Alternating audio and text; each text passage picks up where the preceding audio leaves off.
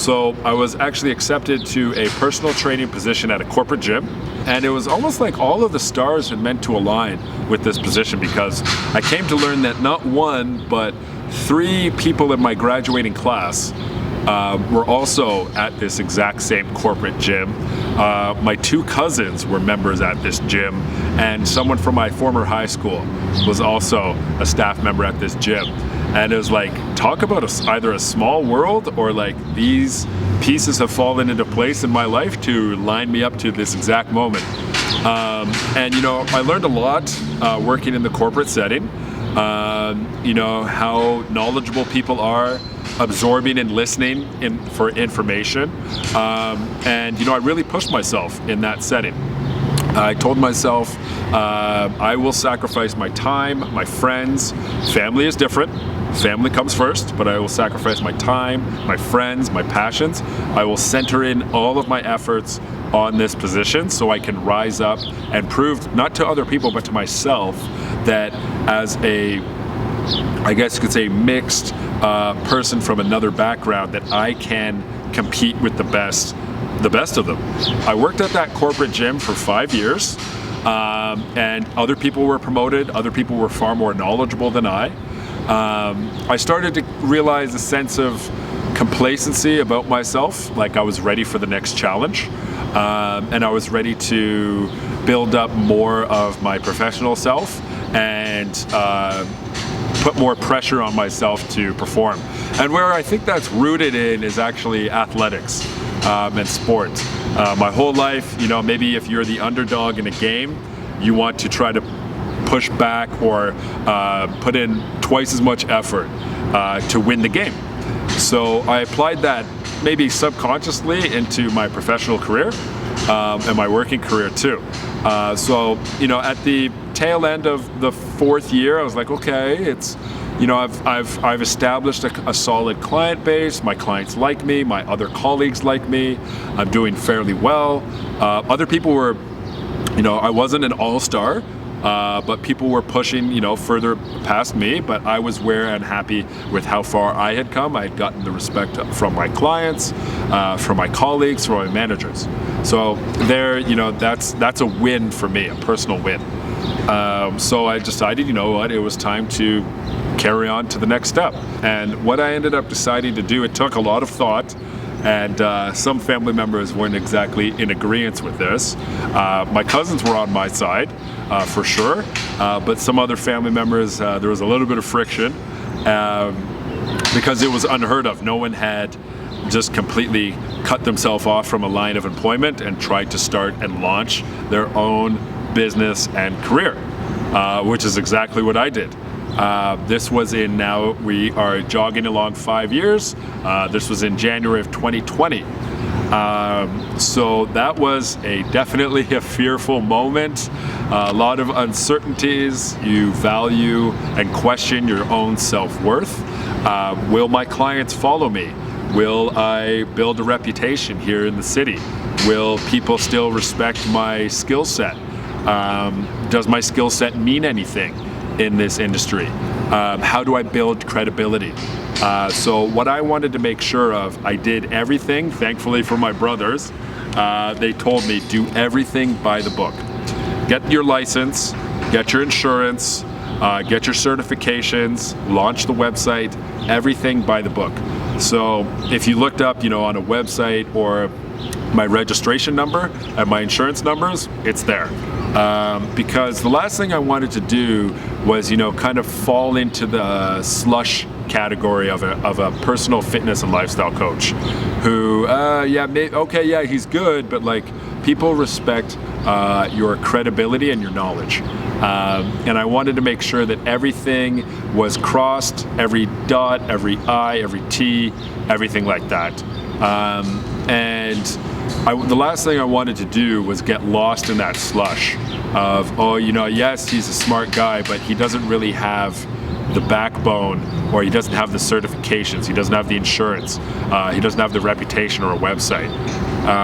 And so, you know, honestly, my brothers told me, for me, is like, you know what, you're already behind in the race before you even launch your business. And I'm like, what do you mean by that?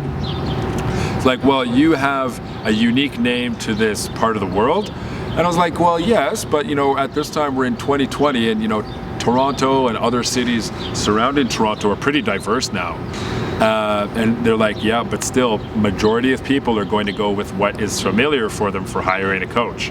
And so I wanted to make sure, and doubly sure, that I set myself apart by having all the necessary pieces, professional pieces, in a line before anything.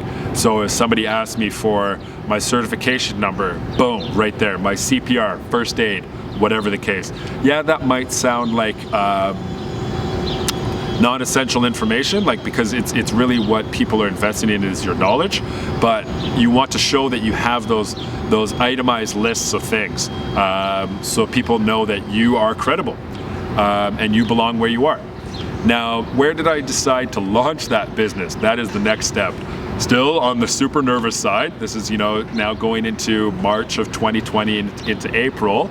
I decided to launch my business in probably one of the most affluent, intelligent, and respected neighborhoods, I would say, in Canada, in Yorkville, Toronto.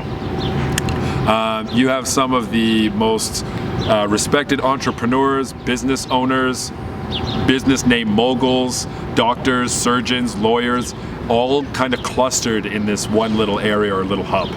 And everybody knows everybody. And your reputation precedes you. It goes such a long way.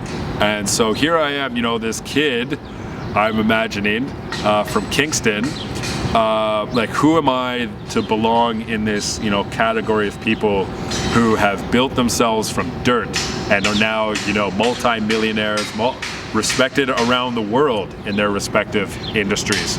And I'm like, who am I as a coach? Like, what does that even mean? So it was definitely an eye-opening experience, humbling for sure, because you have to really show your worth in your reputation.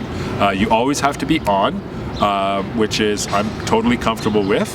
And I slowly but surely started to communicate with other people in the industry, building more connections through my clientele who respect me. They say, you know what, hey Zo, if you ever need somebody like a marketing specialist, a digital marketing, a website branding, if you ever need any of those tools, you just let me know.